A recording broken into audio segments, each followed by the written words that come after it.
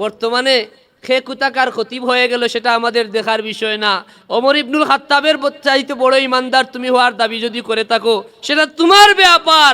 যেখানে আল্লাহর হাবিব রহমতুল্লিল আলমিনের জলিল কদর সাহাবি ওমর রাদিয়াল্লাহু তাআলা আনহু আরাফাকে ঈদ বললেন, জুমাকে ঈদ বললেন, তুমি কুতাকার খতিব হয়ে গেলা আর বললা দুই ঈদের পরে কোনো ঈদ নাই। তোমার চেয়ে বড় খেয়ানতকারী আর নাই, ঠিক কিনা বলো? তুমি খেয়ানত করতেছো, পরিষ্কার কথা। আমানতদারির অবশ্যই মানুষ যাকে বিশ্বাস করে, লেবাসে যারা আলেম তাদের উচিত হলো, আপনি আলেমানা লেবাস পরিধান করতেছেন, আপনার সবচাইতে বড় হচ্ছে আমানতদারি। লা ইমানান লিমান লা আমানাত আলাহ, যার মধ্যে আমানতদারি নাই তার মধ্যে ইমান নাই। কথা বুঝেন নাই মনে হয়? তাহলে দুই ঈদের পরে আর ঈদ আছে না নাই? আছে। ঈদুল ফিতর আজহার পরে আরাফাকেও ঈদ বলা হয়েছে। আল্লাহর হাবিবের হাদিসও আছে। রাসূল পাক সাল্লাল্লাহু আলাইহি ওয়াসাল্লাম আরাফার দিনকে ঈদের দিন বলেছেন, কুরবানির দিনকে ইয়ামুন নাহারকে ঈদের দিন বলেছেন, আইয়ামে তাশরিক তথা কুরবানির পরের 3 দিনকেও ঈদের দিন বলেছেন। এজন্য কুরবানির পরের 3 দিনও কুরবানি করা হয় এবং এই 3 দিন রোজা রাখা মুসলমানদের জন্য হারাম। কথা বুঝো নাই? তাইলে এখানে কয়টা? শুধু কুরবানি এবং কুরবানির আগে পিছে তো আরো 4 দিন, এখানেই 5টা ঈদ মুসলমানের। সুবহানাল্লাহ বলবো না? আর জুমার দিনকে আল্লাহর নবী ঈদের দিন বলেছেন।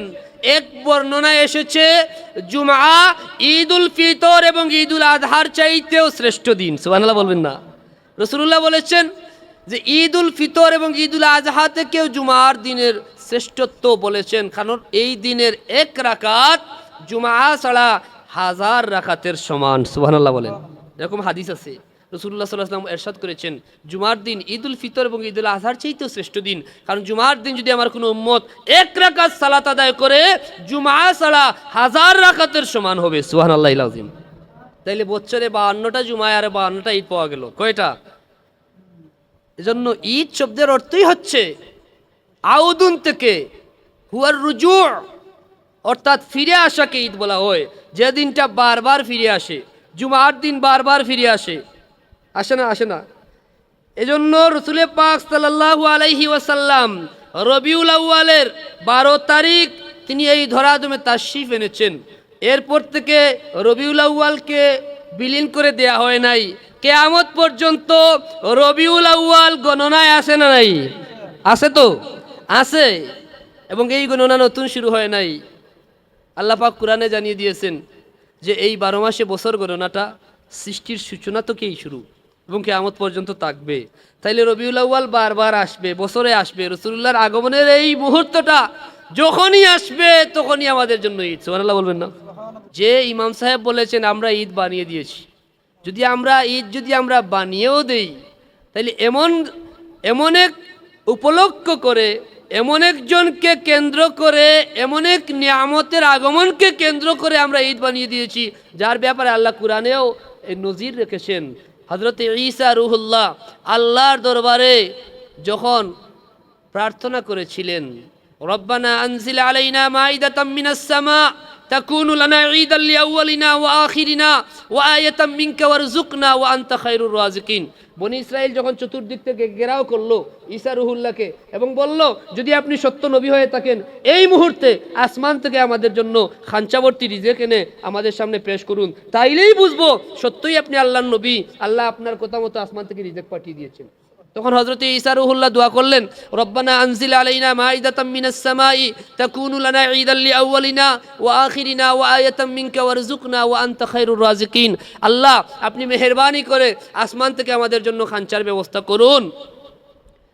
আর এই খাঞ্চা প্রাপ্তির দিনটাকে, এই খাঞ্চা অর্থাৎ রিজিকের প্রাপ্তির দিনটাকে আমরা ঈদের দিন বানিয়ে দেব আমাদের জন্য এবং আমাদের পরবর্তীদের জন্য।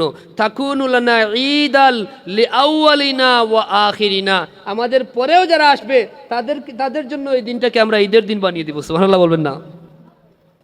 ঈদ, দুই ঈদের পরে ঈদ নাই, এই কথার কোনো ভিত্তি নাই। কথা পরিষ্কার? দুই ঈদের পরে কোনো ঈদ নাই, এই কথার কোনো ভিত্তি নাই। দলিল সহিহ বুখারীতে আছে।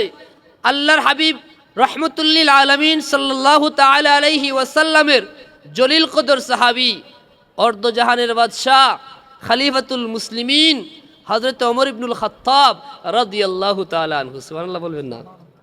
যার ব্যাপারে হাবিবুল্লাহ বলেছেন, আমি শেষ নবী, আনা খাতামান নবিয়্যিন লা নবিয়্যা বাদি, আমার পরে কোনো নবী নাই। যদি আমার পরে নবুয়তের সিলসিলা জারি থাকতো তাহলে আমার পরেই যিনি নবী হতেন তিনি হযরতে ওমর ইবনুল খাত্তাব। সুবহানাল্লাহিল আযীম।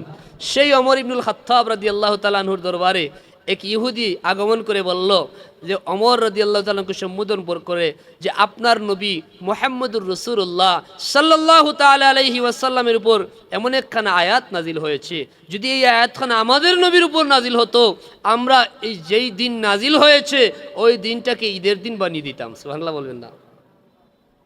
হযরত ওমর জিজ্ঞাসা করলেন কোন আয়াত? বলে আল ইয়াউমা আকমালতু লাকুম দীনাকুম ওয়া আতমামতু আলাইকুম নি'মাতি ওয়া রাদিতু লাকুমুল ইসলাম দীনা। এই আয়াতখানা হযরত ওমর জবাবে কি বললেন? বলে ইসলামের দুই ঈদের পরে ঈদ নাই, এটা বলছেন? এটা বলেন নাই। তিনি জবাব দিয়েছেন যে এই আয়াত কোন দিন নাজিল হয়েছে সেটা আমার জানা আছে। এই আয়াত আল্লাহ পাক এমন এক দিনে নাজিল করেছেন যেটা ছিল দুই ঈদের দিন, ঈদাইন। সুবহানাল্লাহ বলেন। একটা প্রথমত এটা ছিল ইয়াউম আরাফা, আরাফার দিন। দ্বিতীয়টা ছিল এটা জুমার দিন। তাইলে আরাফার দিন ঈদের দিন, জুমার দিন ঈদের দিন, ঈদুল ফিতরও ঈদের দিন, ঈদুল আজহাও ঈদের দিন। এখানে কয়টা ঈদ পাওয়া গেল? বলেন কয়টা? আরাফা ঈদের দিন, জুমা ঈদের দিন। বলেছেন কে? বলে খলিফাতুল মুসলিমিন হযরতে ওমর ইবনুল খাত্তাব রাদিয়াল্লাহু তাআলা আনহু। সুবহানাল্লাহ বলো। তাইলে কে দিয়েছেন? আল্লাহ বলতেছেন তোমরা আল্লাহর ফদল এবং রহমতকে কেন্দ্র করে খুশি জাহির করো। এই ফদল এবং রহমতকে কেন্দ্র করে খুশি জাহির করার নির্দেশ প্রদান করেছেন আল্লাহ, এবং বলতেছেন যদি এটা করে থাকো হুয়া খায়রুম মিম্মা ইয়াজমাউন, এটা হবে তোমাদের জন্য সমুদয় সঞ্চয় থেকে উত্তম। সুবহানাল্লাহিল আযীম। এছাড়া যদি আমি আরো যদি আমরা বিস্তারিত বলতে যাই যে আল্লাহর নিয়ামত প্রাপ্তিকে কেন্দ্র করে যে ইমাম সাহেব বলেছেন আমরা ঈদ বানিয়ে দিয়েছি, যদি আমরা বানিয়েও দেই তাহলে এমন এক উপলক্ষ করে, এমন একজনকে কেন্দ্র করে, এমন এক নিয়ামতের আগমনকে কেন্দ্র করে আমরা ঈদ বানিয়ে দিয়েছি যার ব্যাপারে আল্লাহ কুরআনেও নজির রেখেছেন। হযরত ঈসা রূহুল্লাহ আল্লাহর দরবারে যখন প্রার্থনা করেছিলেন, রব্বানা আনজিল আলাইনা মাইদাতাম মিনাস সামা তাকুনু লানা ঈদাল লিআউয়ালিনা ওয়া আখিরিনা ওয়া আয়াতাম মিনকা ওয়ারযুকনা ওয়া আনতা খায়রুর রাযিকিন।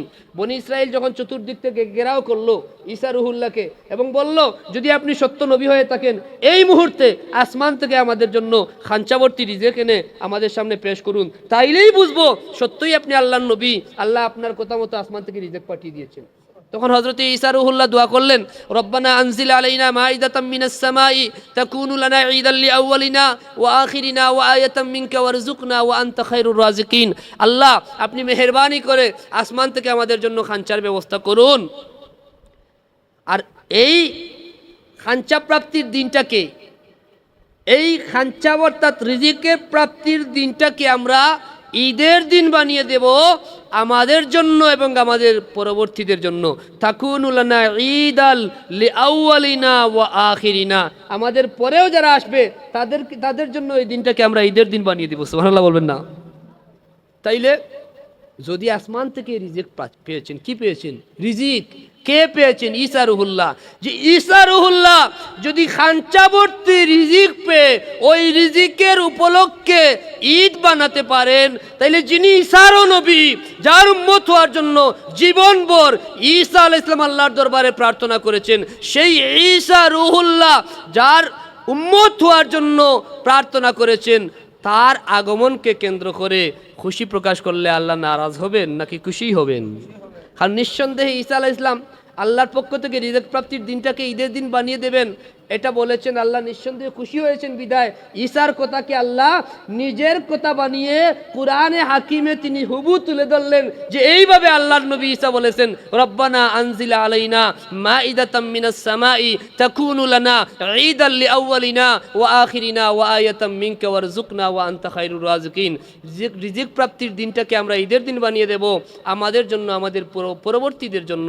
তাইলে রিজিক নামক নিয়ামতকে কেন্দ্র করে যদি ঈদ করা যায় তাইলে সমস্ত নিয়ামতের উৎস, যার আগমন না হলে, যাকে সৃষ্টি করা না হলে ঈসাকেও সৃষ্টি করা হতো না, যাকে সৃষ্টি করা না হলে রিজিক সৃষ্টি হতো না, সেই নবীর আগমনকে কেন্দ্র করে আমরা খুশি জাহির করি।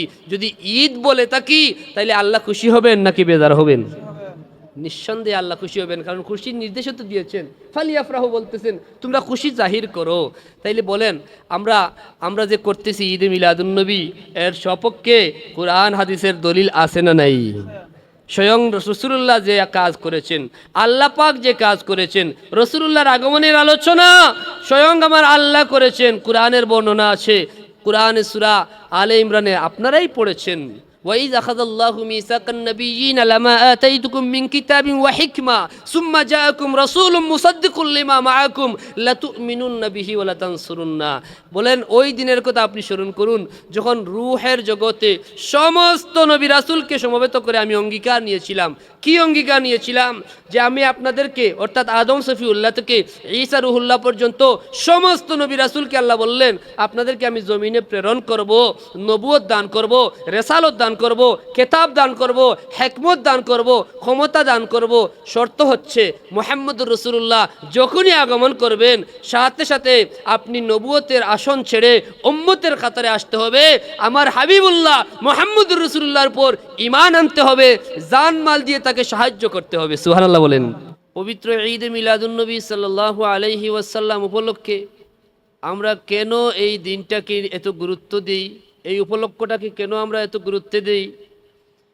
মিলাদুন্নবী সাল্লাল্লাহু আলাইহি ওয়াসাল্লাম উপলক্ষে কেন আমাদের এত আবেগ, এত আয়োজন, এত উচ্ছ্বাস? সংক্ষিপ্ত উত্তর হচ্ছে, সার কথা হচ্ছে আল্লাহর নির্দেশ উযকুরু নি'মাতাল্লাহি আলাইকুম, রে আমার বান্দা তোমরা আমার নিয়ামতের শুকরিয়া আদায় করো।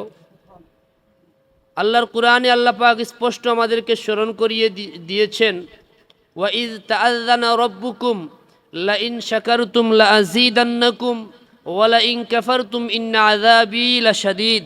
যে তোমরা ওই দিনের কথা স্মরণ করো, তোমাদের পূর্বসূরি যারা ছিল, তোমাদের পূর্বেও জমিনে আমি অসংখ্য কওম প্রেরণ করেছিলাম, অসংখ্য গোত্র প্রেরণ করেছিলাম, 1,23,999 নবী প্রেরণ করেছিলাম।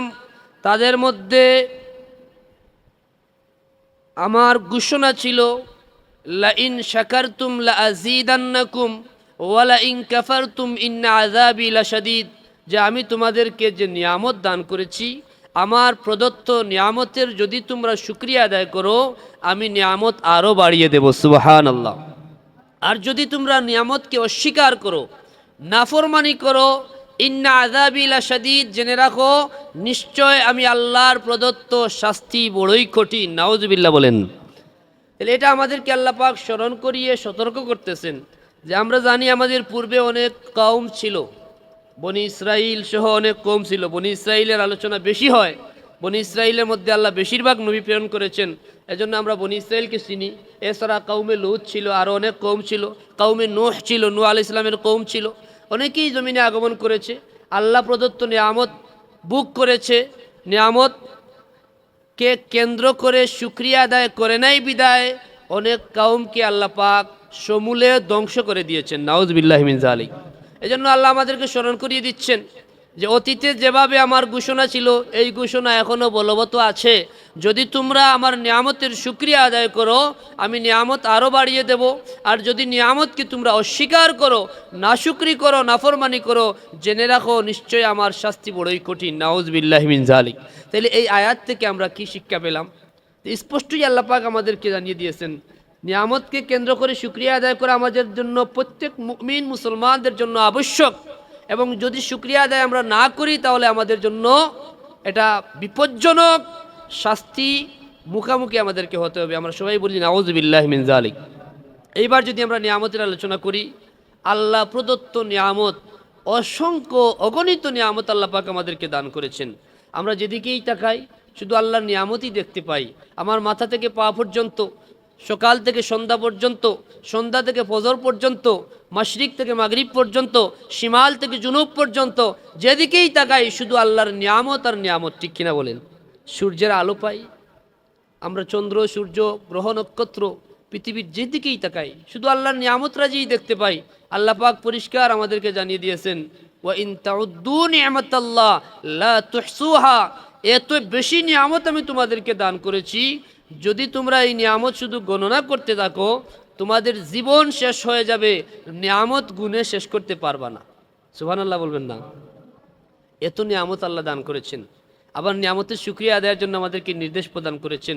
শুকরিয়া আদায় করলে আল্লাহ খুশি হবেন, নিয়ামত আমাদেরকে আরও বাড়িয়ে দেবেন। শুকরিয়া আদায় না করলে আল্লাহ নারাজ হবেন। নিয়ামত তো আমাদেরকে থেকে ছিনিয়ে নিবেনই, সাথে আমাদের জন্য শাস্তি অবধারিত করবেন। নাউজ বিল্লাহি মিন যালিক।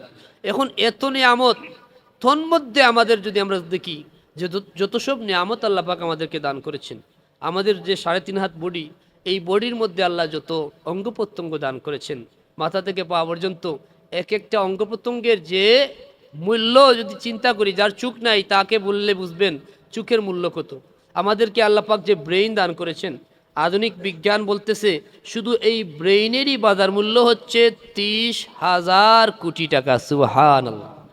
আজকে যদি আপনার ব্রেইন সুস্থ না থাকে, আপনাকে যদি সমস্ত পৃথিবীর মালিক বানিয়ে দেওয়া হয়, তাহলে এই মালিকানার কোনো দাম আছে?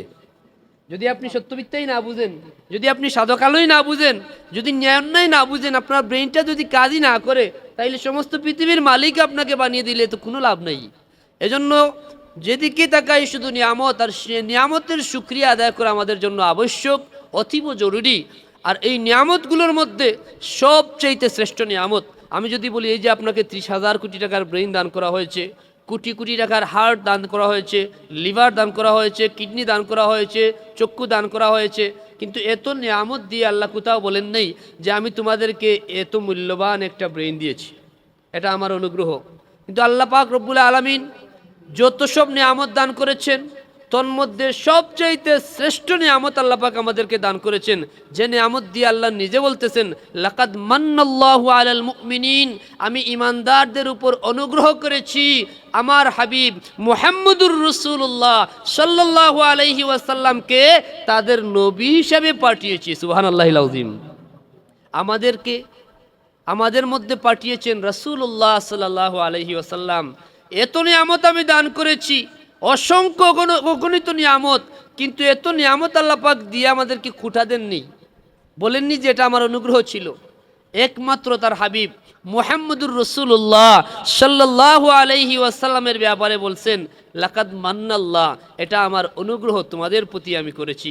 কারণ যে নবীর আগমনের অপেক্ষায় অপেক্ষমান ছিলেন 1,23,999 নবী, যে নবীর উম্মত হওয়ার জন্য আল্লাহর দরবারে প্রার্থনা করেছিলেন, আকাঙ্ক্ষা প্রকাশ করেছিলেন অসংখ্য নবী ও রাসূল, যে নবীর জন্য আল্লাহ পাক যে নবীকে সৃষ্টি না করলে আদমকেও সৃষ্টি করতেন না, যে নবীকে আল্লাহ সৃষ্টি না করলে জান্নাত জাহান্নামও সৃষ্টি করতেন না। প্রত্যেকটা কথা আমার নয়, এটা সহিহ হাদিসের বর্ণনা।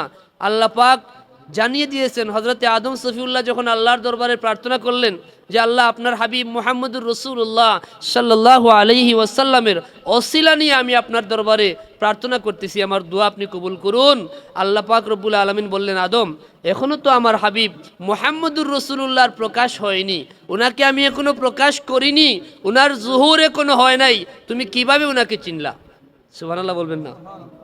তখন আল্লাহ পাক জবাব দিলেন, তখন হযরতে আদম সফিউল্লাহ জবাব দিলেন, আল্লাহ, আপনি যখন আমাকে জান্নাতে আপনি যখন আমাকে সৃষ্টি করেছেন, আমার দেহের মধ্যে যখন আপনি প্রথম রূহ ফুৎকার করেছিলেন, আমার রূহ প্রবেশ করার পরেই যখন আমি চোখ খুলেই আপনার আরশের কুঠির দিকে আমার চোখ গেছে, সেখানে আমি লেখা দেখেছি, মাকতুবান লা ইলাহা ইল্লাল্লাহু মুহাম্মাদুর রাসূলুল্লাহ সাল্লাল্লাহু আলাইহি ওয়াসাল্লাম। তখন আমার বিশ্বাস হয়েছে এই সৃষ্টিকুলের মধ্যে মুহাম্মদুর রাসূলুল্লাহ হচ্ছেন আপনার সবচেয়ে প্রিয়, এজন্য আপনার নামের পাশে আপনার আরশের কুঠিতে তার নাম আপনি লিখে রেখেছেন। সুবহানাল্লাহিল আযীম। আল্লাহ পাক বলছেন সদ্দাক্তা আদম, আদম তুমি সত্যই বলেছ, ওয়ালাউলা মুহাম্মদ মা খালাকতুকা, যদি মুহাম্মদুর রাসূলুল্লাহকে আমি সৃষ্টি না করতাম তুমি আদমকেও আমি সৃষ্টি করতাম না। সুবহানাল্লাহিল আযীম। এভাবে অসংখ্য প্রমাণ আছে, অসংখ্য সহিহ হাদিস আছে। সর্বপ্রথম সৃষ্টি হাবিবুল্লাহ মুহাম্মদুর রাসূলুল্লাহ সাল্লাল্লাহু আলাইহি ওয়াসাল্লাম। আর যদি রাসূলুল্লাহকে আল্লাহ পাক সৃষ্টি না করতেন সৃষ্টি জগৎকেই সৃষ্টি করতেন না। কথা বুঝেন নাই মনে হয়। সেই হাবিবুল্লাহ মুহাম্মদুর রাসূলুল্লাহ যিনি সমস্ত নিয়ামতের উৎস, যেখানে নিয়ামতের শুকরিয়া আদায় করার নির্দেশ আল্লাহ পাক বারবার প্রদান করেছেন। শুকরিয়া আদায় করলে আমাদের লাভ কি হবে, না করলে ক্ষতি কি হবে, তাও আল্লাহ পাক জানিয়ে দিয়েছেন। তন্মধ্যে সবচেয়ে বড় নিয়ামত, সমস্ত নিয়ামতের উৎস যিনি, তাও আমাদেরকে আল্লাহ পাক জানিয়ে দিয়েছেন হাবিবুল্লাহর মাধ্যমে। যদি সেই নিয়ামতের শুকরগুজার আমরা না করি, সেই নিয়ামতের যদি শুকরিয়া আদায় না করি, তাহলে কি সে নিয়ামতের শুকরিয়া আদায় যথাযথ হবে? হবে না। এই জন্য আমরা মনে করি আল্লাহর সৃষ্টির মধ্যে সবচাইতে শ্রেষ্ঠ নিয়ামত হচ্ছেন হাবিবুল্লাহ মুহাম্মদুর রাসূলুল্লাহ সাল্লাল্লাহু আলাইহি ওয়াসাল্লাম। তিনি হচ্ছেন নিয়ামতে কুবরা, নিয়ামতে উজমা, তার চেয়ে বড় কোনো নিয়ামত হতে পারে না। এজন্য সেই নিয়ামতকে কেন্দ্র করে আমাদের শুকরিয়া আদায় করা, সেই নিয়ামতকে উপলক্ষ করে আমাদের খুশি জাহির করা, এটা প্রত্যেক ইমানদারের ইমানি দায়িত্ব। ঠিক কিনা বলেন? এজন্য আমরা ঈদে মিলাদুন্নবীকে এত গুরুত্ব দিই। এইবার আসেন, আমাদের মধ্যে মিলাদুন্নবী যারা সহ্য করতে পারে না, কারণ মিলাদুন্নবী যে সবার জন্য যে আনন্দের, তা হবে না। কিন্তু সৃষ্টির থেকেই দুই ভাগে বিভক্ত, তাই না? আদম সন্তানও দুই ভাগে বিভক্ত, এভাবে প্রত্যেকটাই ভাগ আছে।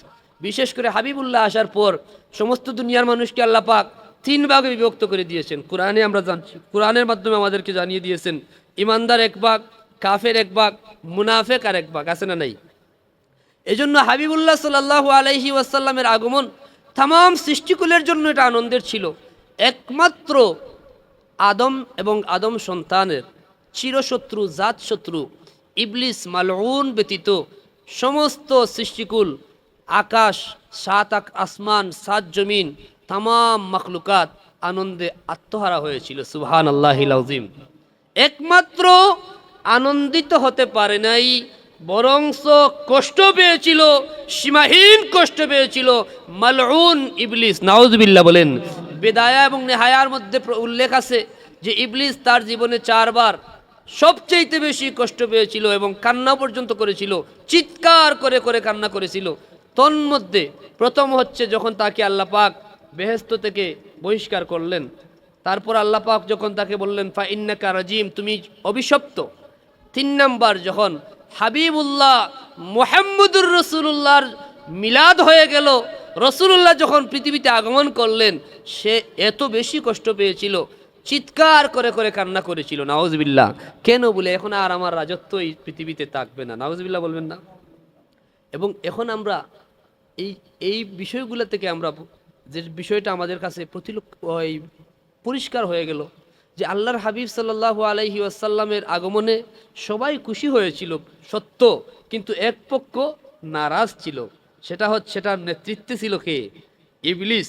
এবং যদি নেতা নারাজ হয়, নেতা যদি কান্নাকাটি করে, তাহলে নেতার অনুসারীরা কি খুশি প্রকাশ করবে?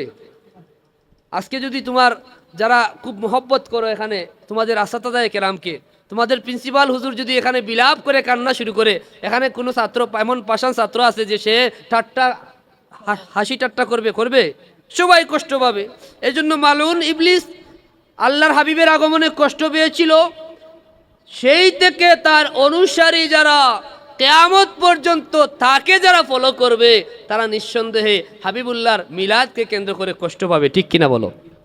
আমরা কেন খুশি প্রকাশ করি? আমরা কেন ঈদ বলি? এই ঈদের ব্যাপারে যদি আমরা ঈদের সংজ্ঞা যদি আমরা খুঁজি, শাইখুল হারামাইন হারামের ইমাম ছিলেন, হানাফি মাযহাবের সুপ্রসিদ্ধ ইমাম ছিলেন ইমাম মুল্লা আলী কারি রাহিমাহুল বারি। এই ঈদ শব্দের কি বলেছেন? এই ঈদ শব্দের ব্যাখ্যা দিয়েছেন যে ঈদ কেন বলা হয় বা ঈদ শব্দের অর্থটা কি। বলে কুল্লু ইজতিমাইল লিসসুরুর, যে কোনো খুশিকে উপলক্ষ করে জমা হওয়াটাই ঈদ। সুবহানাল্লাহ বলেন। এখন যদি কেউ আল্লাহর হাবিবের আগমনকে যদি কেউ কষ্ট হিসাবে মনে করে তাহলে সে বিভিন্ন যুক্তি দিবে, বলবে মুসলমানদের ঈদ দুইটা, দুই ঈদের পর তুমি মন গড়া আরেকটা ঈদ বাইর করছো, এটা তোমার ব্যাপার, এই সেই অনেক কিছুই বলবে। এটা হয়তো হবে জাহালত, নতুবা হবে খেয়ানত। একটা হচ্ছে জাহালত, জাহেল যারা কিছুই জানে না, সে যা কিছু যাচ্ছে তাই বলতেই পারে। আরেকটা হচ্ছে আপনি জানেন কিন্তু আপনার মধ্যে আমানতদারি নাই, আপনার মধ্যে ঈমান নাই, আপনি আপনার মধ্যে রসুলের মোহাব্বত নাই, আপনি খেয়ানত করবেন, জেনেও সত্যকে গোপন করার চেষ্টা করবেন। নাউজুবিল্লাহ বলেন। ঈদ, দুই ঈদের পরে ঈদ নাই, এই কথার কোনো ভিত্তি নাই। কথা পরিষ্কার, দুই ঈদের পরে কোনো ঈদ নাই, এই কথার কোনো ভিত্তি নাই। দলিল বলে দলিল সহিহ বুখারীতে আছে, আল্লাহর হাবিব রহমতুল্লিল আলামিন সাল্লাল্লাহু তাআলা আলাইহি ওয়াসাল্লামের জলিল কদর সাহাবী, অর্ধজাহানের বাদশাহ, খলিফাতুল মুসলিমিন হযরত ওমর ইবনুল খাত্তাব রাদিয়াল্লাহু তাআলা আনহু, সুবহানাল্লাহ বলবেন না, যার ব্যাপারে হাবিবুল্লাহ বলেছেন আমি শেষ নবী, আনা খাতামান নবিয়্যিন লা নবিয়্যা বাদি, আমার পরে কোনো নবী নাই। যদি আমার পরে নবুয়তের সিলসিলা জারি থাকতো তাহলে আমার পরেই যিনি নবী হতেন তিনি হযরত ওমর ইবনুল খাত্তাব, সুবহানাল্লাহিল আযীম। সেই ওমর ইবনুল খাত্তাব রাদিয়াল্লাহু তাআলা আনহুর দরবারে এক ইহুদি আগমন করে বলল যে ওমর রাদিয়াল্লাহু তাআলাকে সম্বোধন করে যে আপনার নবী মুহাম্মদুর রাসূলুল্লাহ সাল্লাল্লাহু তাআলা আলাইহি ওয়াসাল্লামের উপর এমন একখানা আয়াত নাজিল হয়েছে, যদি এই আয়াতখানা আমাদের নবীর উপর নাজিল হতো আমরা এই যেই দিন নাজিল হয়েছে ওই দিনটাকে ঈদের দিন বানিয়ে দিতাম। সুবহানাল্লাহ বলবেন না। হযরত ওমর জিজ্ঞেস করলেন কোন আয়াত? বলে আল ইয়াউমা আকমালতু লাকুম দীনাকুম ওয়া আতমামতু আলাইকুম নি'মাতি ওয়া রাদিতু লাকুমুল ইসলাম দীনা। এই আয়াতখানা হযরত ওমর জবাবে কি বললেন? বলে ইসলামের দুই ঈদের পরে ঈদ নাই, এটা বলছেন? এটা বলেন নাই। তিনি জবাব দিয়েছেন যে এই আয়াত কোন দিন নাজিল হয়েছে সেটা আমার জানা আছে। এই আয়াত আল্লাহ পাক এমন এক দিনে নাজিল করেছেন যেটা ছিল দুই ঈদের দিন, ঈদাইন। সুবহানাল্লাহ বলেন। একটা প্রথমত এটা ছিল ইয়াউম আরাফা, আরাফার দিন। দ্বিতীয়টা ছিল এটা জুমার দিন। তাইলে আরাফার দিন ঈদের দিন, জুমার দিন ঈদের দিন, ঈদুল ফিতরও ঈদের দিন, ঈদুল আজহাও ঈদের দিন। এখানে কয়টা ঈদ পাওয়া গেল? বলেন কয়টা? আরাফা ঈদের দিন, জুমা ঈদের দিন। বলেছেন কে? বলে খলিফাতুল মুসলিমিন হযরত ওমর ইবনুল খাত্তাব রাদিয়াল্লাহু তাআলা আনহু। সুবহানাল্লাহ বলো। তাইলে বর্তমানে খে কুতাকার খতিব হয়ে গেল সেটা আমাদের দেখার বিষয় না। ওমর ইবনুল খাত্তাবের চাইতে বড় ইমানদার তুমি হওয়ার দাবি যদি করে থাকো সেটা তোমার ব্যাপার। যেখানে আল্লাহর হাবিব রহমতুল্লিল আলামিনের জলিল কদর সাহাবী ওমর রাদিয়াল্লাহু তাআলা আনহু আরাফাকে ঈদ বললেন, জুমাকে ঈদ বললেন, তুমি কুতাকার খতিব হয়ে গেলা আর বললা দুই ঈদের পরে কোনো ঈদ নাই। তোমার চেয়ে বড় খেয়ানতকারী আর নাই, ঠিক কিনা বলো? তুমি খেয়ানত করতেছো, পরিষ্কার কথা। আমানতদারির অবশ্যই মানুষ যাকে বিশ্বাস করে, লেবাসে যারা আলেম তাদের উচিত হলো আপনি আলেমানা লেবাস পরিধান করতেছেন, আপনার সবচাইতে বড় হচ্ছে আমানতদারি। লা ঈমানান লিমান লা আমানাত আলাহ, যার মধ্যে আমানতদারি নাই তার মধ্যে ঈমান নাই। কথা বুঝেন নাই মনে হয়। তাহলে দুই ঈদের পরে আর ঈদ আছে না নাই? আছে। ঈদুল ফিতর আজহার পরে আরাফাকেও ঈদ বলা হয়েছে। আল্লাহর হাবিবের হাদিসও আছে, রাসূল পাক সাল্লাল্লাহু আলাইহি ওয়াসাল্লাম আরাফার দিনকে ঈদের দিন বলেছেন, কুরবানির দিনকে ইয়ামুন নাহারকে ঈদের দিন বলেছেন, আইয়ামে তাশরিক তথা কুরবানির পরের 3 দিনকেও ঈদের দিন বলেছেন। এজন্য কুরবানির পরের 3 দিনও কুরবানি করা হয় এবং এই 3 দিন রোজা রাখা মুসলমানদের জন্য হারাম। কথা বুঝো নাই? তাইলে এখানে কয়টা? শুধু কুরবানি এবং কুরবানির আগে পিছে তো আরো 4 দিন, এখানেই 5টা ঈদ মুসলমানের। সুবহানাল্লাহ বলবো না? আর জুমার দিনকে আল্লাহর নবী ঈদের দিন বলেছেন। এক বর্ণনায় এসেছে জুমা ঈদুল ফিতর এবং ঈদুল আজহার চাইতেও শ্রেষ্ঠ দিন। সুবহানাল্লাহ বলবেন না? রাসূলুল্লাহ বলেছেন যে ঈদুল ফিতর এবং ঈদুল আজহা থেকেও জুমার দিনের শ্রেষ্ঠত্ব বলেছেন, কারণ এই দিনের এক রাকাত জুমা ছাড়া 1000 রাকাতের সমান। সুবহানাল্লাহ বলেন। এরকম হাদিস আছে। রাসূলুল্লাহ সাল্লাল্লাহু আলাইহি ওয়াসাল্লাম ইরশাদ করেছেন জুমার দিন ঈদুল ফিতর এবং ঈদুল আজহার চাইতেও শ্রেষ্ঠ দিন, কারণ জুমার দিন যদি আমার কোনো উম্মত 1 রাকাত সালাত আদায় করে জুমা ছাড়া 1000 রাকাতের সমান হবে। সুবহানাল্লাহিল আযীম। তাইলে বছরে 52টা জুমায় আর 52টা ঈদ পাওয়া গেল কয়টা? এজন্য ঈদ শব্দের অর্থই হচ্ছে আউদুন থেকে হুয়ার রুজু, অর্থাৎ ফিরে আসাকে ঈদ বলা হয়। যে দিনটা বারবার ফিরে আসে, জুমার দিন বারবার ফিরে আসে, আসে না? আসে না? এজন্য রসুল পাক সাল্লাল্লাহু আলাইহি ওয়াসাল্লাম রবিউল আউয়ালের 12 তারিখ তিনি এই ধরাধমে তাশরিফ এনেছেন। এরপর থেকে রবিউল আউয়ালকে বিলীন করে দেয়া হয় নাই। কিয়ামত পর্যন্ত রবিউল আউয়াল গণনায় আসে না? নাই? আছে তো? আছে। এবং এই গণনা নতুন শুরু হয় নাই। আল্লাহ পাক কোরআনে জানিয়ে দিয়েছেন যে এই 12 মাসে বছর গণনাটা সৃষ্টির সূচনা থেকেই শুরু এবং কিয়ামত পর্যন্ত থাকবে। তাইলে রবিউল আউয়াল বারবার আসবে, বছরে আসবে। রাসূলুল্লাহর আগমনের এই মুহূর্তটা যখনই আসবে তখনই আমাদের জন্য ঈদ। সুবহানাল্লাহ বলবেন না? ওই জন্য আল্লাহর হাবিব নিজে কিভাবে এটাকে দিন হিসাবে পালন করেছেন। প্রতি সোমবার, আজকে সোমবার না, এই সোমবারকে আল্লাহর নবী প্রত্যেক সোমবারকে, যেহেতু আল্লাহর হাবিব সাল্লাল্লাহু আলাইহি ওয়াসাল্লামের শুভাগমনের দিন, পবিত্র মিলাদুন নবীর দিন ছিল সোমবার দিন, আল্লাহর হাবিব প্রতি সোমবারে রোজা তথা সওম পালন করতেন, রোজা রাখতেন। সাহাবায়ে কেরাম আরজ করলেন, ইয়া রাসূলুল্লাহ সাল্লাল্লাহু আলাইহি ওয়াসাল্লাম, আপনি প্রতি সোমবারে রোজা রাখেন, ইয়া হাবিবাল্লাহ সাল্লাল্লাহু আলাইহি ওয়াসাল্লাম, এর রহস্য কি? তিনি কি জবাব দিয়েছেন? যাকা ইয়াউম উলিদতু ফিহি, অন্য বর্ণনায় আছে ফিহি উলিদতু, এই দিনই আমি জন্মগ্রহণ করেছি। সুবহানাল্লাহ বলেন।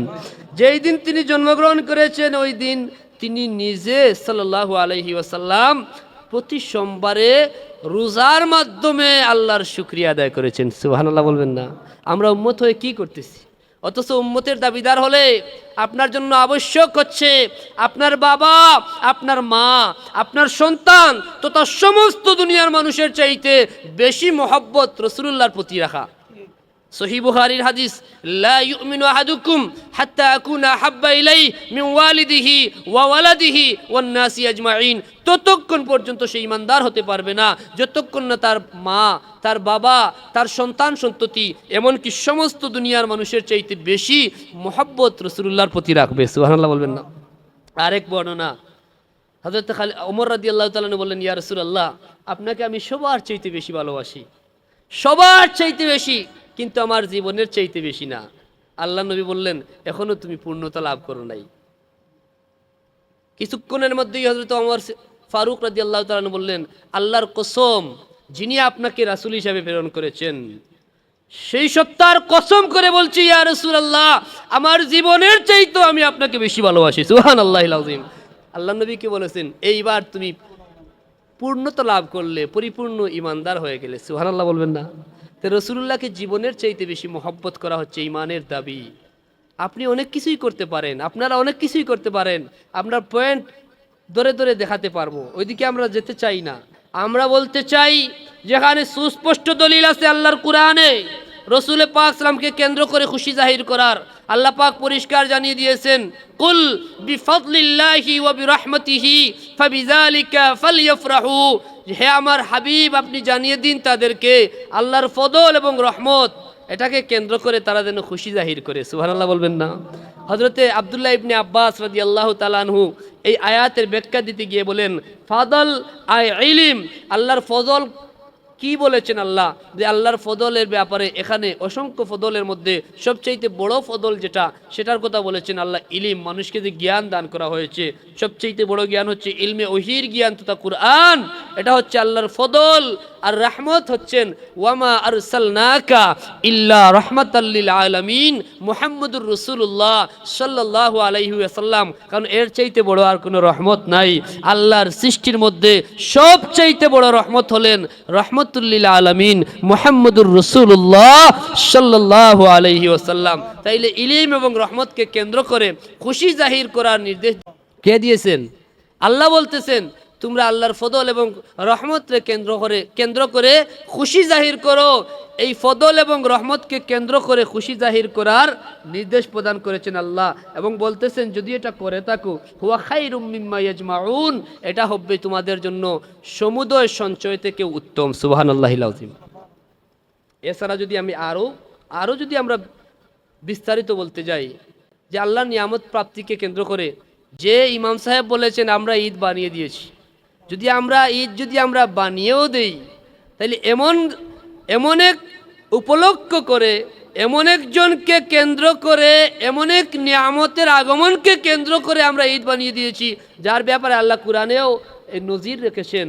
হযরত ঈসা রূহুল্লাহ আল্লাহর দরবারে যখন প্রার্থনা করেছিলেন, রব্বানা আনজিল আলাইনা মাইদাতাম মিনাস সামা তাকুনু লানা ঈদাল লিআউয়ালিনা ওয়া আখিরিনা ওয়া আয়াতাম মিনকা ওয়ারযুকনা ওয়া আনতা খায়রুর রাযিকিন।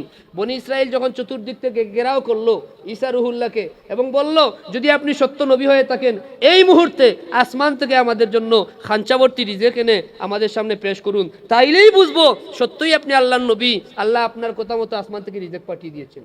তখন হযরত ঈসা রূহুল্লাহ দোয়া করলেন, রব্বানা আনজিল আলাইনা মাইদাতাম মিনাস সামাই তাকুনু লানা ঈদাল লিআউয়ালিনা ওয়া আখিরিনা ওয়া আয়াতাম মিনকা ওয়ারযুকনা ওয়া আনতা খায়রুর রাযিকিন। আল্লাহ আপনি মেহেরবানি করে আসমান থেকে আমাদের জন্য খাঞ্চার ব্যবস্থা করুন। আর এই খাঞ্চা প্রাপ্তির দিনটাকে, এই খাঞ্চা অর্থাৎ রিজিকের প্রাপ্তির দিনটাকে আমরা ঈদের দিন বানিয়ে দেব আমাদের জন্য এবং আমাদের পরবর্তীদের জন্য। তাকুনু লানা ঈদাল লিআউয়ালিনা ওয়া আখিরিনা, আমাদের পরেও যারা আসবে তাদের জন্য এই দিনটাকে আমরা ঈদের দিন বানিয়ে দেব। সুবহানাল্লাহ বলবেন না? তাইলে যদি আসমান থেকে রিজিক পেয়েছেন, কি পেয়েছেন? রিজিক কে পেয়েছেন? ঈসা রূহুল্লাহ। যে ঈসা রূহুল্লাহ যদি খাঞ্চাবর্তী রিজিক পেয়ে ওই রিজিকের উপলক্ষে ঈদ বানাতে পারেন, তাইলে যিনি ঈসারও নবী, যার উম্মত হওয়ার জন্য জীবনভর ঈসা আলাইহিস সালাম আল্লাহর দরবারে প্রার্থনা করেছেন, সেই ঈসা রূহুল্লাহ যার উম্মত হওয়ার জন্য প্রার্থনা করেছেন, তার আগমনকে কেন্দ্র করে খুশি প্রকাশ করলে আল্লাহ নারাজ হবেন নাকি খুশি হবেন? কারণ নিঃসন্দেহে ঈসা আলাইহিস সালাম আল্লাহর পক্ষ থেকে রিজিক প্রাপ্তির দিনটাকে ঈদের দিন বানিয়ে দেবেন, এটা বলেছেন। আল্লাহ নিঃসন্দেহে খুশি হয়েছেন বিদায় ঈসার কথাকে আল্লাহ নিজের কথা বানিয়ে কুরআনে হাকিমে তিনি হুবহু তুলে ধরলেন, যে এইভাবে আল্লাহর নবী ঈসা বলেছেন, রব্বানা আনজিল আলাইনা মাইদাতাম মিনাস সামাই তাকুনু লানা ঈদাল লিআউয়ালিনা ওয়া আখিরিনা ওয়া আয়াতাম মিনকা ওয়ারযুকনা ওয়া আনতা খায়রুর রাযিকিন। রিজিক প্রাপ্তির দিনটাকে আমরা ঈদের দিন বানিয়ে দেব আমাদের জন্য, আমাদের পরবর্তীদের জন্য। তাইলে রিজিক নামক নিয়ামতকে কেন্দ্র করে যদি ঈদ করা যায়, তাইলে সমস্ত নিয়ামতের উৎস, যার আগমন না হলে, যাকে সৃষ্টি করা না হলে ঈসাকেও সৃষ্টি করা হতো না, যাকে সৃষ্টি করা না হলে রিজিক সৃষ্টি হতো না, সেই নবীর আগমনকে কেন্দ্র করে আমরা খুশি জাহির করি। যদি ঈদ বলে থাকি তাইলে আল্লাহ খুশি হবেন নাকি বেজার হবেন? নিঃসন্দেহে আল্লাহ খুশি হবেন, কারণ খুশির নির্দেশও তো দিয়েছেন। ফালিয়াফরাহু বলতেছেন তোমরা খুশি জাহির করো। তাইলে বলেন আমরা যে করতেছি ঈদে মিলাদুন নবী, এর সপক্ষে কোরআন হাদিসের দলিল আছে না নাই? স্বয়ং রাসূলুল্লাহ যে কাজ করেছেন, আল্লাহ পাক যে কাজ করেছেন, রাসূলুল্লাহর আগমনের আলোচনা স্বয়ং আমার আল্লাহ করেছেন। কোরআনের বর্ণনা আছে, কোরআনের সূরা আলে ইমরানে আপনারাই পড়েছেন, وَإِذْ أَخَذَ اللَّهُ مِيثَاقَ النَّبِيِّينَ لَمَا آتَيْتُكُم مِّن كِتَابٍ وَحِكْمَةٍ ثُمَّ جَاءَكُمْ رَسُولٌ مُصَدِّقٌ لِّمَا مَعَكُمْ لَتُؤْمِنُنَّ بِهِ وَلَتَنصُرُنَّ। বলেন ওই দিনের কথা আপনি স্মরণ করুন যখন রূহের জগতে সমস্ত নবী রাসূলকে সমবেত করে আমি অঙ্গীকার নিয়েছিলাম। কি অঙ্গীকার নিয়েছিলাম? যে আমি আপনাদেরকে, অর্থাৎ আদম সফিউল্লাহ থেকে ঈসা রূহুল্লাহ পর্যন্ত সমস্ত নবী রাসূলকে আল্লাহ বললেন আপনাদেরকে আমি জমিনে প্রেরণ করব, নবুয়ত দান করব, রেসালত দান করব, কেতাব দান করব, হিকমত দান করব, ক্ষমতা দান করব। শর্ত হচ্ছে মুহাম্মদুর রাসূলুল্লাহ যখনই আগমন করবেন সাথে সাথে আপনি নবুয়তের আসন ছেড়ে উম্মতের কাতারে আসতে হবে, আমার হাবিবুল্লাহ মুহাম্মদুর রাসূলুল্লাহর উপর ঈমান আনতে হবে, জান মাল দিয়ে তাকে সাহায্য করতে হবে। সুবহানাল্লাহ বলেন। যদি এই শর্তে আপনারা রাজি থাকেন তাহলে আপনাদেরকে নবুয়ত দান করব। সবাই বলছেন কালা আকরারতুম ওয়া আখাযতুম আলা যালিকুম ইসরি ক্বালু আকরারনা। এক বাক্যে সবাই বলছেন আল্লাহ আমরা অবশ্যই ওয়াদা দিলাম, আমরা অঙ্গীকার ব্যক্ত করলাম, আমরা শপথ করলাম মুহাম্মদুর রাসূলুল্লাহ আসলেই আমরা তার উপর ঈমান আনবো, জান মাল দিয়ে তাকে সাহায্য করব। তাইলে বলেন তো, যেখানে রুহের জগতে আল্লাহর দরবারে আল্লাহর নবী হজরতে আদম সফিউল্লাহ থেকে ঈসা রুহুল্লাহ পর্যন্ত সমস্ত নবী রাসূল আল্লাহর দরবারে অঙ্গীকার দিয়ে এসেছেন যে মুহাম্মদ রসুল্লাহ আগমন করলেই তার উপর ঈমান আনবো। তাইলে ওনারা কি জমিনে আসার পরে মুহাম্মদ রসুল্লাহর আগমনের আলোচনা করেন নাই? করেছেন। এমনও বর্ণনা আছে দুরকানি শরীফের হাদিস, হজরতে আদম সফিউল্লাহ তার পুত্র হজরত শীশ আলাইহিস সালামকে বললেন, বাবা আমার জীবনের শেষ প্রান্তে আমি চলে এসেছি, আমার পরে তুমি হবে নবী, তোমাকে আল্লাহ নবুয়তের দায়িত্ব প্রদান করবেন, তোমাকে আমি ওসিয়ত করে যাই, যখনই তুমি আল্লাহকে স্মরণ করবা, যখনই তুমি আল্লাহর নাম নিবা, সাথে সাথে মুহাম্মদ রাসূলুল্লাহর নাম নিও। সুবহানাল্লাহ বলবেন না? কারণ যার উসিলায় আদমের দোয়া কবুল হয়েছে, যার উসিলায় আদমকে আল্লাহ নবুয়ত দান করেছেন, যখন বলছেন মুহাম্মদুর রাসূলুল্লাহর উসিলায় আমার দোয়া কবুল করো, আল্লাহ দোয়া কবুল করেছেন, সাথে বোনাস হিসাবে বান্দা আদমকে নবী আদম বানিয়ে দিয়েছেন। সুবহানাল্লাহ বলবেন না?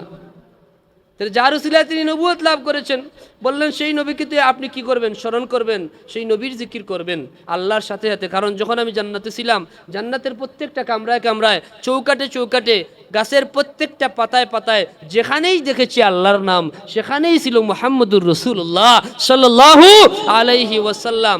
এবং আরও বললেন, যদি তোমার জীবদ্দশায় এই নবীর মিলাদ হয়ে যায়, আগমন হয়ে যায়, সাথে সাথে তার উপর ঈমান আনবা এবং জানমাল দিয়ে তাকে সাহায্য করবা। সুবহানাল্লাহ।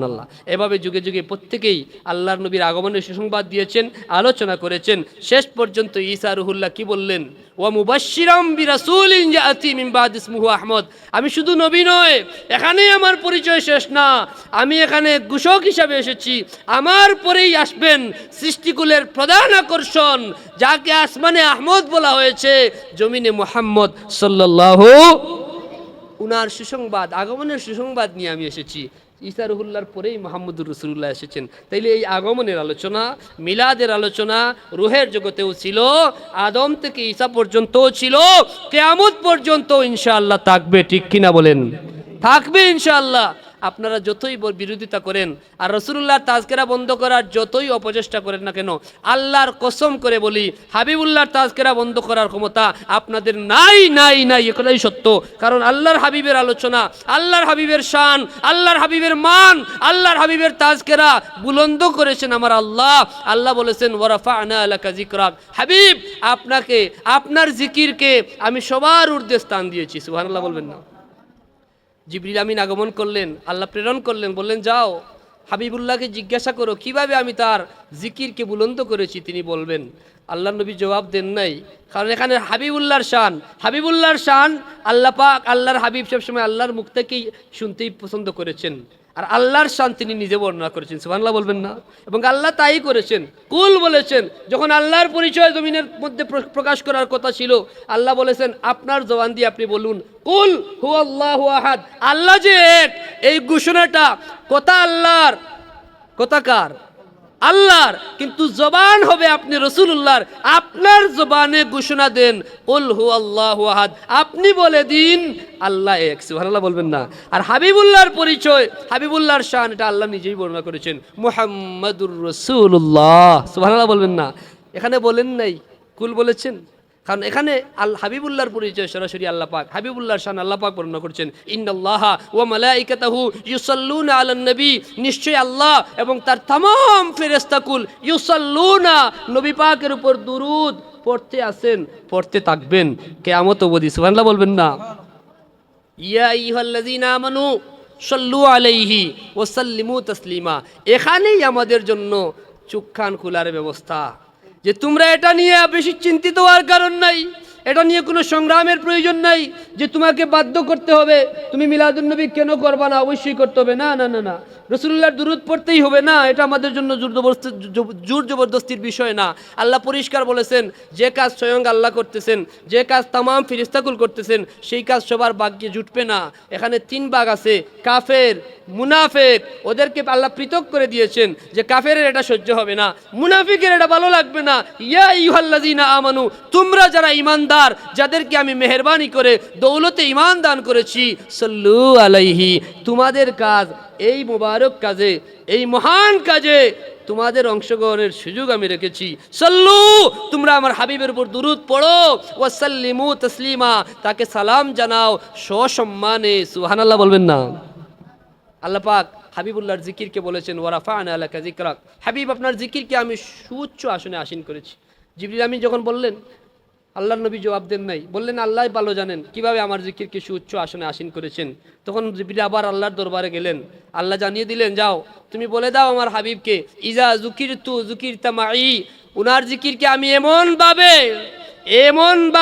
এটাকে সুউচ্চ আসনে আসীন করেছি, এমনভাবে এটার বিস্তার করেছি, আমার সৃষ্টি যেখানে, আমি আল্লাহ যেখানে, সেখানেই হাবিবুল্লাহ। সুবহানাল্লাহ বলবেন না? যেখানেই আমি আল্লাহ সেখানেই হাবিবুল্লাহ। এমন কোনো জায়গা নাই, এমন কোনো স্থান নাই, এমন কোনো কাল নাই এখানে আমি আসি হাবিবুল্লাহ নাই। ইজা যুকিরতু যুকিরতা মাই, যেখানেই আমার নাম উচ্চারিত হবে সেখানেই হাবিবুল্লাহর নাম উচ্চারিত হবে। সুবহানাল্লাহ বলবেন। এজন্য আমরা দেখি যখন আমরা ইমানদার হওয়ার দাবি করি, লা ইলাহা ইল্লাল্লাহ মুহাম্মাদুর রাসূলুল্লাহ, যখন আজান হয় আশহাদু আন্না মুহাম্মাদুর রাসূলুল্লাহ, আজান যেখানে, আল্লাহর আজান যেখানে, রাসূলুল্লাহর ঘোষণা সেখানে আছে না নাই? আজানে আছেন, একামতে আছেন, নামাজে আছেন, এমন কিছুই নাই যেখানেই আল্লাহ সেখানেই, যেখানেই আল্লাহর জিকির সেখানেই হাবিবুল্লাহর জিকির। সেই জিকির বন্ধ করার ক্ষমতা কোনো বাপের বেটার নাই, ঠিক কিনা বলেন? এবং ইনশাআল্লাহ কিয়ামত তক হাবিবুল্লাহর জিকির থাকবে। আপনি আমি সবাই যদি, সমস্ত পৃথিবীর মানুষ যদি আল্লাহর হাবিবের জিকির বন্ধ করে দেয়, সেই জিকির কি বন্ধ হয়ে যাবে? হবে না, বরং সবাই ধ্বংস হয়ে যাবে, সবাই ধ্বংস হয়ে যাবে, জিকির বন্ধ হবে না। এজন্য বলি এটা হিংসার বিষয় না বাবা, এটা হিংসার বিষয় না। আমরা আমাদের অবস্থান বারবার বলতেছি, পরিষ্কার বলতেছি, আপনি করেন না, এটা আপনার ব্যক্তিগত ব্যাপার, এটা নিয়ে আমরা বাড়াবাড়ি করি না। কিন্তু আপনি হালালকে হারাম বলবেন না, জায়েজকে নাজায়েজ বলবেন না, মানুষকে দুঃখা দেবেন না, এই অধিকার আপনার নাই, ঠিক কিনা বলো? এজন্য পরিষ্কার কথা, মিলাদুন নবী উত্তম কাজ, ভালো কাজ, এটা মীমাংসিত বিষয়। এটা নিয়ে নতুন করে কোনো চক্রান্ত, কোনো ষড়যন্ত্র, ফিতনা চলাবার সুযোগ নাই। যুগে যুগে অসংখ্য উলামায়ে কেরাম, আইম্মায়ে কেরাম, মুহাদ্দিসিন, মুফাসসিরিন এই ব্যাপারে মীমাংসা দিয়ে গেছেন, মীমাংসা করে গেছেন, ফতোয়া দিয়ে গেছেন। এটা নিয়ে নতুন করে ফতোয়াবাজির আর কোনো সুযোগ নাই। নতুন করে ফতোয়াবাজি মানেই ফিতনাবাজি, ফতোয়াবাজি মানেই ফিতনাবাজি। আপনি কেন ফিতনা ছড়াবেন? আপনার পছন্দ হয় না, আপনি করেন না, যে করবে সে করবে। এভাবে যদি আপনি আজকে মিলাদের ব্যাপারে ফতোয়া দেন যে আপনি মিলাদ করতে পারবেন না, আরেকজন বলবে তাহলে আপনি সিরাতও করতে পারবেন না, আরেকজন বলবে তাহলে আপনি ওয়াজ করতে পারবেন না। কোথায় আছে আপনার বাপের, আপনি যদি বাপের বেটা হয়ে থাকেন দেখান কোথায় আছে? এভাবে মাইকিং করে বিশাল স্টেজ সাজিয়ে রাসূলুল্লাহ কোথায় করেছেন মাহফিল? আপনি যে বাৎসরিক মাহফিল করতেছেন, তাফসিরুল কোরআন মাহফিলের ব্যানারে করতেছেন, আপনি দস্তারবন্দি করতেছেন, আপনি ইজতেমা করতেছেন, ভালো কাজ। কিন্তু এটা কোথাও আপনি এগুলো প্রমাণ করতে পারবেন না রাসূলুল্লাহ করেছেন, করতে পারবেন? সাহাবায়ে কেরাম করেছেন, এভাবে প্রমাণ করতে পারবেন? তাইলে কেন? যার মূল ভালো, সেই ভালো কাজ নিয়ে আপনারা বাড়াবাড়ি করবেন না। আমরা কখনো ফতোয়াবাজি, এরকম ফতোয়াবাজিতে আমরা বিশ্বাসী নই, এরকম ফিতনাবাজি আমাদের পছন্দ না। ভালো কাজ আপনি আপনার মতো করেন, কিন্তু ভালোকে মন্দ বলা, মন্দকে ভালো বলার অধিকার আপনাকে ইসলাম দেয় নাই। হালালকে হারাম বলতে পারবেন না, হারামকে হালাল বলতে পারবেন না, আপনি ক্ষতিগ্রস্ত হবেন। সরল প্রাণ মুসলমান যেন ক্ষতিগ্রস্ত না হয়, এজন্য আল্লাহর দরবারে আমরা দোয়া করি, আল্লাহুম্মা আরিনাল হাক্কা হাক্কা ওয়ারজুকনা ইত্তিবা ওয়া আরিনাল বাতিলা বাতিলা ওয়ারজুকনা ইজতিনাবা। আল্লাহ, ভিক্ষা চাই, আখেরি জামানার উম্মত আমরা, আমাদেরকে হক বুঝার তৌফিক আপনি ভিক্ষা দান করুন, বলি আমিন। আমাদেরকে আপনার হাবিবের মোহাব্বত নসিব করুন, বলি আল্লাহুম্মা আমিন। আমাদেরকে আপনার হাবিবের মোহাব্বত নসিব করুন, আমাদেরকে আপনি ইমানদার, পরিপূর্ণ ইমানদার হিসাবে কবুল করুন। মেহরবানি করেছেন, আপনার হাবিবের উম্মত হিসাবে আমাদেরকে প্রেরণ করেছেন। আল্লাহ, মুনাফিক বেঈমানের খাতারে নিয়েন না, বেঈমান মুনাফিক বানিয়ে আমাদেরকে বিদায় দিয়েন না। আল্লাহ, ভিক্ষা চাই, আমাদেরকে কামিল ঈমান নসিব করুন, বলি আল্লাহুম্মা আমিন। ও আখির দাওয়ানা আলহামদুলিল্লাহি রাব্বিল আলামিন। আমি আর কথা বাড়াচ্ছি না, অনেক সময় নষ্ট হয়ে গেছে। মূল কথা হচ্ছে আমরা মিলাদুন নবী সাল্লাল্লাহু আলাইহি ওয়াসাল্লাম এটা আল্লাহর শুকরিয়া আদায়ের জন্য করি। রাসূলুল্লাহর চাইতে বড় কোনো নিয়ামত নাই, আছে? আর সেই নিয়ামতকে কেন্দ্র করে খুশি করলে আল্লাহ খুশি হবেন। সেই নিয়ামতের আলোচনা যত হবে তত আপনি নিজে উপকৃত হবেন, আপনার বংশ উপকৃত হবে। আর এটা তো আরও যদি পরিষ্কার ভাষায় বলি বাবা, শেষ কথা, 1 মিনিট বলতেছি, যে কোনো বিষয় আমাদের ইয়াকিনের ব্যাপার কথা আমি বললাম। এই ইয়াকিনের স্তর হচ্ছে 3টা। কয়টা? 3টা। ইলমুল ইয়াকিন, আইনুল ইয়াকিন, হাক্কুল ইয়াকিন। কথা বলেন নাই? ইলমুল ইয়াকিন হচ্ছে আপনি শুনছেন আগুন, একজন মানুষ আগুনে পুড়ে যায়, কিন্তু এই ব্যাপারে এই জানাই আপনার শেষ। কিন্তু আগুন কিভাবে পুড়ায়, ওই পুড়লে কিভাবে মানুষের অবস্থা কি হয়, সেই ব্যাপারে আপনার ধারণা নাই। দেখেন নাই কখনো মানুষ পুড়তে? যখন আপনি স্বচক্ষে দেখেছেন মানুষ পুড়ে গেছে, দেখেন নাই কিছুদিন আগে আমরা মাইলস্টোনে দেখেছি কিভাবে পুড়ে যায়। এই চিত্রগুলো যখন দেখেছেন এটা হচ্ছে আপনার আইনুল ইয়াকিন, একদম পুড়ে গেছে, আপনি চোখে দেখেছেন। হাক্কুল ইয়াকিন কি বলে, যখন আপনি নিজে পুড়ে যাবেন, আপনার হাত পুড়ে গেছে, আপনি সরাসরি যে বিষয়টা আপনি নিজে উপলব্ধি করেছেন, এটা হচ্ছে হাক্কুল ইয়াকিন। তো এই ব্যাপারে যদি আমরা বলি, অনেক দলিলাদিল্লা আছে, দিনের পর দিন, বছরের পর বছর আমরা এই দলিল পেশ করতে পারবো। কিন্তু আমরা যদি একটু ফিকির করি যে যারা পক্ষের ছিল মিলাদুন নবীর আর যারা বিপক্ষের ছিল, আমাদের চোখের সামনে তাদের পরিণতি কি হয়েছে। যে শামসুল উলামা আল্লামা ফুলতুলি রাহিমাহুল্লাহ আমাদের রাহবার, আমাদের মুর্শিদ, উনি এবং উনার অনুসারীরা এবং ওই পথের আকাবির যারা, বদরে বদরপুরি রাহিমাহুল্লাহ এবং হাফিজ আহমদ জৈনপুরি রাহিমাহুল্লাহ, কারামত আলী জৈনপুরি রাহিমাহুল্লাহ, সৈয়দ আহমদ শহীদ বেরলভী রাহিমাহুল্লাহ, আব্দুল্লাহ আজিজ মুহাদ্দিসে দেহলভী রাহিমাহুল্লাহ, ওয়ালিউল্লাহ মুহাদ্দিসে দেহলভী রাহিমাহুল্লাহ, আব্দুর রহিম মুহাদ্দিসে দেহলভী রাহিমাহুল্লাহ, উনারা এই কাজ করে কি পেয়েছেন, উনাদের জীবন কেমন ছিল, শেষ কেমন ছিল, এখন পর্যন্ত কিভাবে আছে, আর যারা করে নাই তাদের পরিণতি কি হয়েছে, এটা যদি আমরা দেখি তাইলে আমাদের আইনুল ইয়াকিন হয়ে যাবে। আর আইনুল ইয়াকিন যখন হয়ে যাবে তখন বিষয়টা মানা আমাদের জন্য সহজ হয়ে যাবে। আর যখন আমি নিজে করতে থাকবো রাসূলুল্লাহর এই বিষয়গুলোকে, আমি যখন তাজিম করতে থাকবো, আমি যখন পালন করতে থাকবো, তখন আমি যে উপকৃত হব এটা হবে আমার হাক্কুল ইয়াকিন, ঠিক কিনা? আব্দুর রহিম মুহাদ্দিসে দেহলভী রাহিমাহুল্লাহ মিলাদুন্নবীর দিনে তিনি বিশাল আয়োজন করতেন, মানুষকে খাওয়ানোর ব্যবস্থা করতেন। এখন অনেকেই সিন্নির বিপক্ষে বলে না, মা বাবা মরে গেছেন, বলবে সিন্নি লাগবে না। কেন লাগবে না? বলে ওই গরুটা তাদের একটা প্রতিষ্ঠানে দিয়ে দিলে উপকৃত হয়ে যায়। কথা বলেন না? বলে আজকে দেখলাম একজন জেনারেল মানুষ, সে ঈদে মিলাদুন্নবীর জবাব দিচ্ছে। আমি এটা আমার মুখে বলা ঠিক না, এরপরে আপনাদেরকে বোঝাচ্ছি যে একজন জেনারেল মানুষ কিভাবে খুঁজে বের করতেছে। বলে যে ঈদে মিলাদুন্নবী কেন আমি মানি না? বলে ঈদে মিলাদুন্নবী না মানার কারণ হচ্ছে ঈদুল ফিতরে আমাদের ফিতরার একটা বাঘ আসে, ঈদুল আজহায় আমাদের চামড়া কালেকশনের একটা বিশাল ব্যাপার স্যাপার হয়, মিলাদুন্নবীতে তো আমাদের কোনো বেনিফিট নাই। কথা বুঝুন নাই মনে হয়। সে বলতেছে এভাবে, আমি এটা বলতেছি না, আমি আগেই বলতেছি, আমার কাছে প্রমাণ আছে, ভিডিও আছে। সে বলতেছে কেন মানি না? বলে ফিতরে আমাদের ফিতরার একটা ব্যাপার স্যাপার থাকে, আজহায় আমাদের চামড়ার একটা ব্যাপার থাকে, এছাড়া যে ঈদ এগুলা তো নন বেনিফিট, কোনো বেনিফিট নাই, এজন্য আমরা এগুলার পক্ষে নাই। নাউজুবিল্লাহ বলেন। বেনিফিট আছে বাবা, যদিও দুনিয়ায় নাই, পরকালে হবে ইনশাআল্লাহ, ঠিক কিনা বলেন? অবশ্যই হবে, এর চেয়ে বড় কোনো বেনিফিট নাই। এই কাজগুলোর মাধ্যমে রাসূলুল্লাহর মহব্বত হাসিল হয়, মহব্বত বৃদ্ধি পায়, আর যার মধ্যে রাসূলুল্লাহর মহব্বত বেশি তার ঈমান তত শক্তিশালী। যে যত বড় ঈমানদার সে তত বেশি তাকওয়াবান হতে পারবে। আবার ঈমান এবং তাকওয়া যার হয়ে যাবে, দুনিয়া আখিরাতে তার আর কোনো টেনশন নাই, কোনো চিন্তা নাই। আল্লাহ বলতেছেন লা খাউফুন আলাইহিম ওয়ালা হুম ইয়াহজানুন। যে ঈমানদার এবং মুত্তাকি হয়ে গেছে, দুনিয়ায় তার কোনো ভয় নাই, মরণকালেও ভয় নাই, চিন্তা নাই, কবরেও নাই, হাসরেও নাই, মিজানেও নাই, পুলসিরাতেও নাই, দুনিয়া আখিরাতের কোথাও তার কোনো চিন্তাও নাই। সুবহানাল্লাহ বলেন। এজন্য ঈমান যে কাজগুলায় বাড়ে, রাসূলুল্লাহর মহব্বতই হচ্ছে ঈমান। আর রাসূলুল্লাহর মহব্বত বাড়বে যত তার আলোচনা হবে, ঠিক কিনা? আপনি সিরাতুন নবী বলতেছেন, নিঃসন্দেহে ভালো, সিরাতুন নবী তো অবশ্যই। তবে এটা বোঝার চেষ্টা করুন, মিলাদ হচ্ছে আলোচনার বিষয়, উদযাপনের বিষয়। মিলাদ নিয়ে খুশি জাহির করব, আমরা আত্মতৃপ্তি লাভ করব। আর সিরাত হচ্ছে পালনের বিষয়। সিরাত তো আমরা এই দিনে করব, সিরাত তো আমার সকাল থেকে সন্ধ্যা, সিরাত তো আমার সন্ধ্যা থেকে ফজর, সিরাত তো আমার বুলুগিয়ত থেকে মউত পর্যন্ত, প্রতি মুহূর্তে আমাকে সিরাতের উপর থাকতেই হবে, এটা বাধ্যতামূলক। এখানে সিরাতকে বেনারে এনে মিলাদকে অস্বীকার করার কোনো সুযোগ নাই। আল্লাহ পাক আমাদের সবাইকে কবুল করুন।